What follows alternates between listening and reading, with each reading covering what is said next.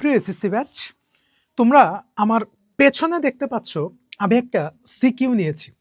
আসলে আমি একটা জিনিস নিয়ে তোমাদের শেয়ার করতে চাচ্ছিলাম, একটা গুড নিউজ নিয়ে একটা শেয়ার করতে চাচ্ছিলাম যে তোমাদের যে প্রবলেমটা, মেইন প্রবলেমটা হচ্ছে তোমরা সিকিউটা ধরতে পারো না। এই সিকিউর ধরতে না পারার মেইন কারণটা কি? মেইন কারণটা হচ্ছে তুমি উদ্দীপক বুঝো না। উদ্দীপক না বোঝার মেইন কারণটা কি? তোমার কনসেপ্ট ক্লিয়ার না। কনসেপ্ট না ক্লিয়ার হওয়ার মূল কারণটা কি? তোমার বেসিক ক্লিয়ার না। দেখো, তোমার কাছে কথাটি একটু এলোমেলো লাগতেছে, আসলে এইটাই হচ্ছে সত্যি কথা।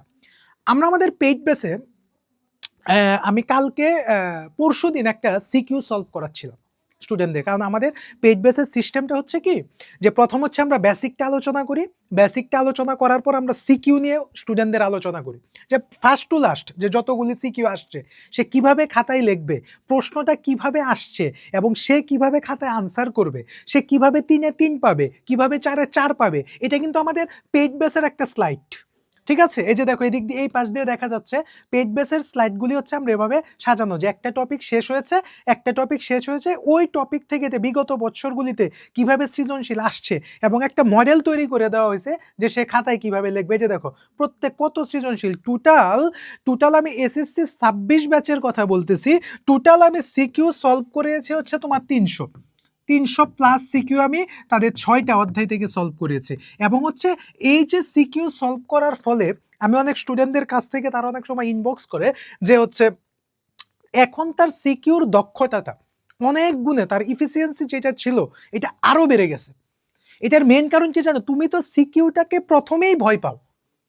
তুমি এই যে আমি এত সিকিউ নিয়ে কথা বলতেছি কিসের জন্য? কারণ তুমি তো কখনো বলতে পারবা না যে একটা কনসেপ্ট শেষ করার পরে তুমি ওই কনসেপ্ট থেকে বিগত বছরে কি কি সিকিউ গুলি আসছে ওইগুলি তুমি একটু অ্যানালাইসিস করেছো, বা তুমি খাতায় লিখেছো, লিখে তুমি দেখেছো যে আমার সিকিউটা কতটুক, মানে আনসারটা কতটুক পারফেক্ট হয়েছে। এই জিনিসগুলি কিন্তু তুমি কখনো খেয়াল করো নাই।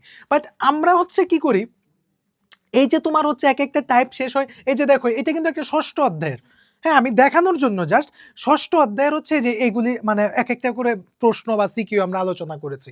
এবং এইটার মেইন কারণটা কি, যে প্রথম হচ্ছে টপিকটাকে ক্লিয়ার করা হয়। এই যে প্রথমে হচ্ছে কি টপিকটা ক্লিয়ার করে দেওয়া হয়। এই যে এখানে দেখো, আমি যদি দেখাই, এই যে দেখো টপিকটা আছে, এই যে মোলার দ্রবণ, মোলার দ্রবণের কোন কোন জায়গাগুলি এমসিকিউতে আসতে পারে এইটাও আবার আলোচনা করা হয়েছে। তারপরে এটা থেকে ম্যাথের সিস্টেমটা দেখানো হয়েছে, তারপর সিকিউ জিনিসটা নিয়ে আলোচনা করেছে যে এই যে দেখো মোলারিটি নির্ণয় করো। তার মানে কি, প্রথম কাজ হচ্ছে তোমার কনসেপ্টটার উপর সুপার দক্ষতা নেওয়া। আমি বলেছি বইয়ের বাইরে কেমিস্ট্রি কোনো প্রশ্ন হয় না, রসায়ন কোনো প্রশ্ন বইয়ের বাইরে থেকে আসে না।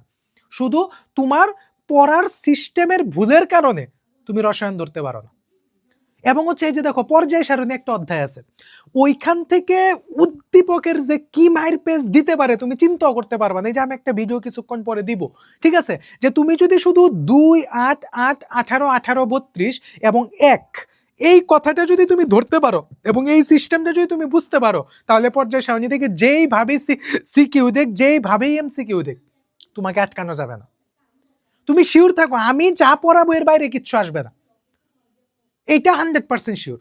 তোমার কাজ হচ্ছে আমরা যেভাবে পড়াচ্ছি, যে কনসেপ্ট ওয়াইজ পড়াচ্ছি, যে সিকিউগুলি প্র্যাকটিস করাচ্ছি, যে টাইপ ভিত্তিক এমসিকিউগুলি পড়াচ্ছি, এইটার উপর তোমার শুধু আমাদের সাথে লেগে থাকা, ফার্স্ট থেকে লাস্ট পর্যন্ত লেগে থাকা, যেভাবে বলতেছি ওইভাবে পড়া।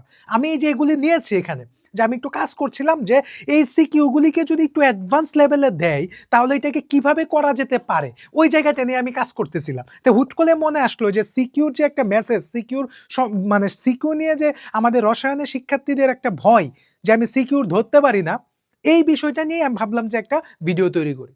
তা আমার কথা হচ্ছে, তুমি যদি সিকিউতে ভালো করতে চাও তোমাকে অবশ্যই উদ্দীপক ধরতে হবে। আর উদ্দীপক যদি তুমি ধরতে চাও তোমাকে বেসিক ক্লিয়ার থাকতে হবে। আর তোমার যদি বেসিক ক্লিয়ার থাকতে চাও তোমাকে কনসেপ্টের উপরে সুপার দক্ষতা নিতে হবে। তাই কাজেই তুমি যদি এসএসসি 26, 27, 28, বিশেষ করে 27, 28 এখন এই মুহূর্তে তোমরা কিন্তু এই ভুলটা করবা না। এসএসসি 26-এর ব্যাচ একটা সময় পাচ্ছে, কিন্তু তুমি যদি প্রথম থেকে এভাবে পড়ে যাও তাহলে কিন্তু তোমার আর ভুল হবে না। তোমার আর দেখবা তুমি প্রি টেস্টে ভালো করতেছো, তুমি টেস্টে ভালো করতেছো, এটা তোমার কনফিডেন্টকে ইনক্রিজ করবে। আশা করি আমার মেইন মেসেজটা তুমি বুঝতে পেরেছো। তো কাজেই তোমরা বেশি বেশি সিকিউ সলভ করো, বেশি বেশি এমসিকিউ সলভ করো এবং তোমার কাঙ্ক্ষিত রেজাল্টটা অর্জন করো। সকলকে ধন্যবাদ।